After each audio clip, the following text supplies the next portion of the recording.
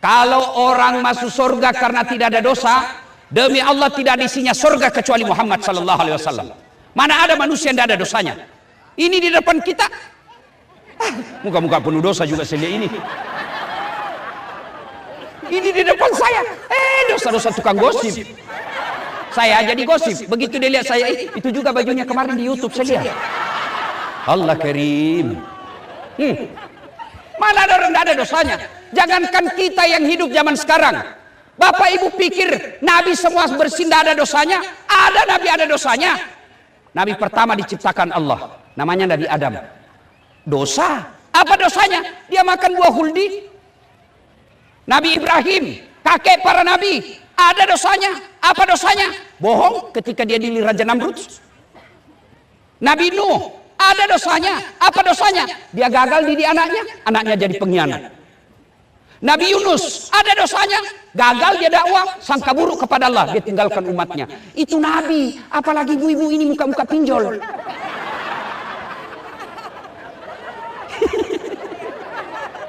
Iya toh? Kalau begitu Ustaz, kenapa orang masuk surga? Orang masuk surga karena ditimbang kebaikannya, timbang keburukannya. Ibu bapak perlu tahu. Bagi kita orang Islam, ada dua malaikat yang selalu menyertai kemana saja kau pergi. Malaikat pencatat kebaikan, namanya malaikat pencatat amal, dia sebelah kanan.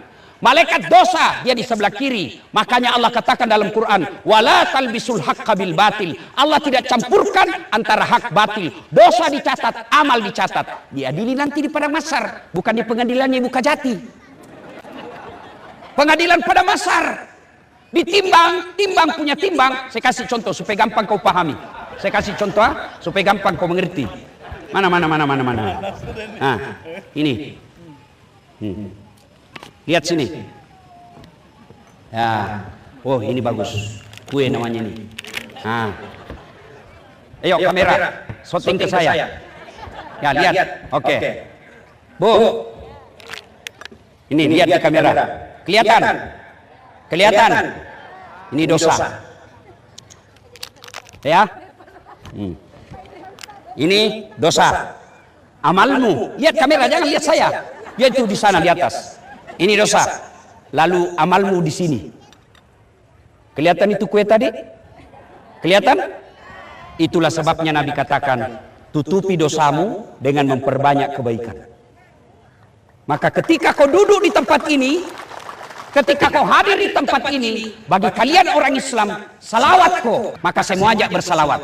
Bisa? Bisa? Saya mau dengar mana lebih kencang suaranya bapak-bapak dengan ibu-ibu. Bisa? Bisa?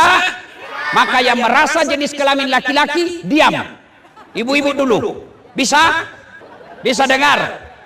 Yang merasa jenis kelamin laki-laki, diam dulu. Kita dengar dulu mama-mama. Mama, ras terkuat di bumi. Sen kanan belok kiri. Kadang-kala kita tunggu belok kiri, ternyata tidak belok-belok. Selawat dulu ya. Ibu-ibu, ras terkuat di bumi, dikasih alis yang baik, dia ceperi lagi. Dikasih tipis kayak centang biru. Ayo kita selawat, ibu-ibu dulu, bapak-bapak dulu diam. Ibu-ibu dulu ya, kanan, kiri, depan, belakang. Ayo selawat. Salatullah salam. Kanan. Sulillah salatullah ala Yasin.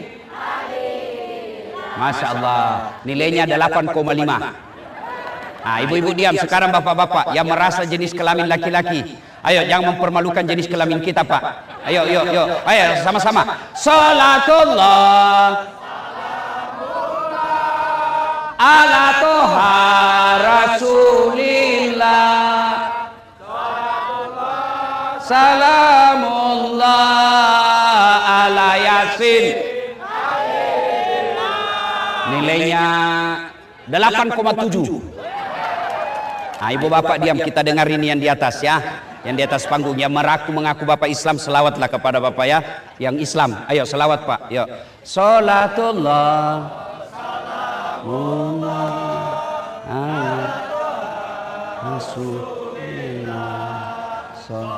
dengar enggak?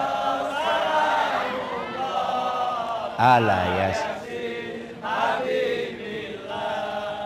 Nilainya 9,9. Kenapa? Beliau yang undang saya. Kalau saya kasih nilai sedikit nanti dikurangi honorku. Pak Wempi, saya di Makassar pernah salah menerima amplop. Kan biasanya itu kalau saya di Makassar satu malam 2 ceramah saya. Selesailah saya ceramah pertama, saya buru-buru ke acara kedua. Begitu saya buru-buru ke mobil, dikejar saya sama panitia. Panitianya protokol. Ustaz, tunggu dulu Ustaz. Apa sih? Tunggu dulu Ustaz. Tunggu dulu. Cepat kok. Kenapa? Tunggu dulu. Wih, dia kasih keluar amplop. Begitu keluar amplop langsung kusambar. Kan tidak enak juga kalau kita dilihat toh lah, malu-malu kita bos. Kasih masuk. Saya duduk di mobil, saya bilang sama sopir, alhamdulillah dapat rezeki kita malam ini dek. Saya tariklah itu amplopku dari kantong. Begitu kulihat, astagfirullah, salah kasih ini panitianya Pak. Apa dikasih saya? Susunan acara. Pak Wempi jangan dicontoh ini Pak ya, Pak panitia. Jangan dicontoh ini Pak, jangan contoh Pak, ini contoh yang tidak bagus. Ayo kita semua sama-sama salawat. Baik, boleh yang non muslim tidak usah salawat. Tidak usah kalau Bapak tidak mau, tapi minta tolong lampunya saja dikasih nyala, lampu HP-nya. Supaya kita lihat, ini loh orang Malinau, sampai tengah malam pun tetap mereka damai ingin mendengarkan dakwah. Ayo kita dengar salawat sambil nyalakan lampunya HP-nya. Yang tidak punya HP, pinjam HP-nya temanmu. Ayo. Yang menyalakan HP-nya kita doakan mudah-mudahan murah rezekinya. Yo, yang menjual di sana, yang menjual kasih nyala juga HP-nya. Mudah-mudahan yang kasih nyala HP-nya laku semua jualannya. Yang belum dapat jodoh, dapat jodoh. Ya, ayo nyalakan semua HP ya, kita salawat bareng-bareng. Yuk, salatullah, salah, goyang kanan.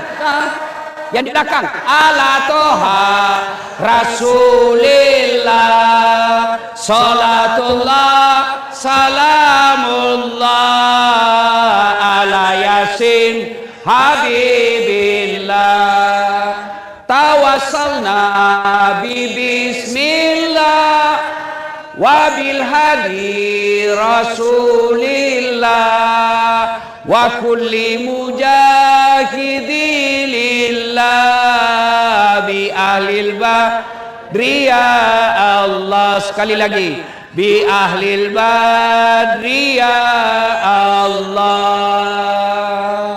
Terima kasih. Simpan lagi HP-nya. Yang HP-nya temanmu kasih kembali. Simpan HP-nya. Sudah ya? Sudah. Simpan lagi. Ibu bapak, saudara-saudara sekalian, teristimewa Ibu Kajati beserta seluruh jajaran, para pejabat sipil militer yang hadir di tempat ini, teristimewa Pak Wempi yang mengundang saya datang ke tempat ini, yang insya Allah dimuliakan dan dirahmati oleh Allah Subhanahu Wa Taala. Ibu-ibu, dulu waktu saya SMA, cita-cita mau jadi polisi, mau jadi tentara. Daftar saya tidak lulus. Kenapa? Ceper. Dan cukup tinggiku. Oh, alhamdulillah, untung saya tidak jadi tentara. Andai saja saya tentara jadi waktu itu, saya tidak tampil di tempat ini. Gagal tentara, saya daftar kedokteran. Tidak lulus. Saya protes kepada Allah. Ya Allah, kenapa kau tidak luluskan saya jadi dokter? Kau tidak rugi jadi Tuhan kalau saya jadi dokter? Ternyata Allah tahu, dasar kau tidak usah jadi dokter. Saya lulus di Sospol, pulang belajar kuliah, terjadi tabrakan jalan perintis kemerdekaan depan Al-Ghazali. Saya turun tolong dia, berceceran darah di aspal. Dia yang tabrakan, saya yang pingsan. Ternyata saya tidak bisa lihat darah. Temanku yang lulus tidak pernah dia kalah nilaiku, tapi dia lulus. Sekarang dia tugas di Kepulauan Aru. Mau lebaran saya telepon, dok, pulang kok? Enggak. Rugimu itu jauh-jauh cari uang, enggak pulang lebaran sama orang tuamu. Mahal tiket Ustaz. Dalam hatiku, alhamdulillah, untung saya tidak jadi dokter. Saya tidak pernah pusing soal tiket. Pergi dibayarkan. Siapa yang belikan? Sekarang ini saya datang, Pak Wempi. Karena Allah takdirkan, dulu 2014 saya jadi ikut pilkada Makassar, 10 pasang calon. Kalau Ustaz tidak, cuma yang menang lebih banyak suaranya. Allah tahu, dasar, tidak usah kau jadi pejabat. Andai saya jadi pejabat waktu itu, setengah mati saya hormat. Datang Kapolres, siap komandan. Datang Pak Dandi, siap komandan. Datang Kapolda, siap jenderal. Datang gubernur, siap gubernur. Sekarang saya jadi ustadz, dia semua yang hormat sama saya. Pelajaran pertama, sangka baiklah kepada Allah. Dengar ini tim sukses. Untungnya di sini lawan kota kosong. Repotnya itu kalau 4 calon, banyak masyarakat mengempak kaki. Semua calon dia minta uangnya. Ya ketawa, kau semua pelakunya. Ngane piro. Bos, kalau orang masuk neraka korupsi 40 miliar, masih masuk akal. Kenapa? Masih nikmati 40 miliar. Meskipun masuk neraka, paling tidak dunia dinikmati. Kalau 300.000 masuk neraka, itu aslinya beleng-beleng. Tapi saya dengar di sini Malinau tidak matre orang di sini. Alhamdulillah. Ini pelajaran buat tim sukses, para caleg yang kalah. Allah kasih kamu yang terbaik. Andai saja saya jadi wali kota waktu itu di Makassar, bisa jadi saya berujung sama KPK. Sangka baik. Kenapa suamiku jelek Ustaz? Sangka baik. Itulah yang terbaik buat kamu. Kenapa? Karena kalau dia gagah, dia malu jalan sama kau. Kenapa? Karena ibu juga jelek. Selesai tuh. Iya. Tadinya kepala dinas, tiba-tiba menjadi staf ahli. Ahli yang tidak ada stafnya. Sangka baik. Kenapa? Karena kalau bapak jadi kepala dinas sekarang susah memposisikan diri. Allah tahu mana yang terbaik. Sangka baik. Iya. 2. Karena saya jadi ustadz, saya keliling-keliling ceramah dari Sabang sampai Merauke. Kemarin cari di Jakarta, besok saya ke Kalimantan Selatan. Pagi-pagi saya di Kota Baru, malamnya saya di Batu Licin. Sudah itu balik lagi ke Makassar, lanjut ke Amerika. Kau tahu di Amerika? Tahu Amerika? Bontang terus belok kanan. Masya Allah. Ibu Kajati, saya sekeliling-keliling pergi ceramah.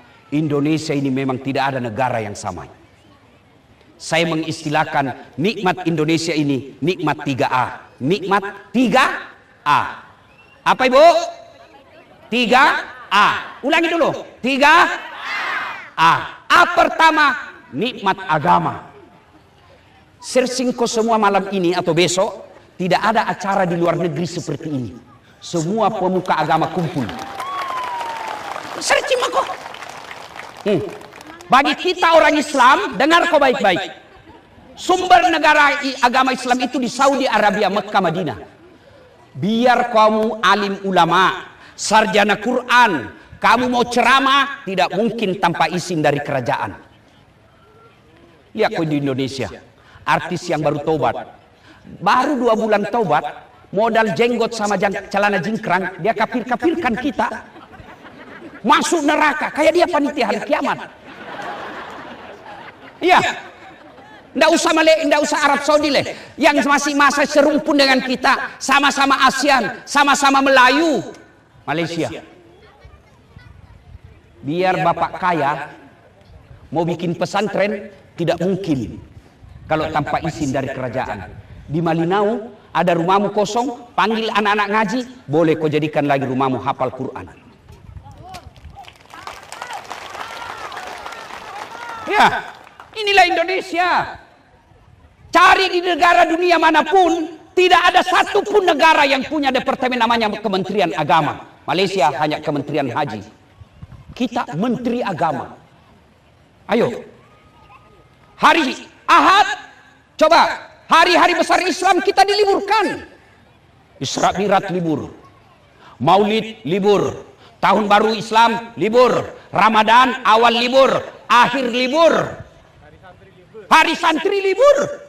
Banyak Masya Allah. Kumpul anak-anak dari Timur Tengah di masjid saya selalu kumpul. Yang dari Yaman, dari Syria, dari Syam, dari Saudi. Mereka kumpul. Dilihat acara seperti ini, maulid yang sampai belasan ribu hadir. Saya ceramah. Dia bilang di negara kami tidak ada seperti itu. Inilah Indonesia. Kalau ada yang bilang Indonesia tidak Islami, sini kok. Saya kasih jelas kok dari pagi sampai pagi.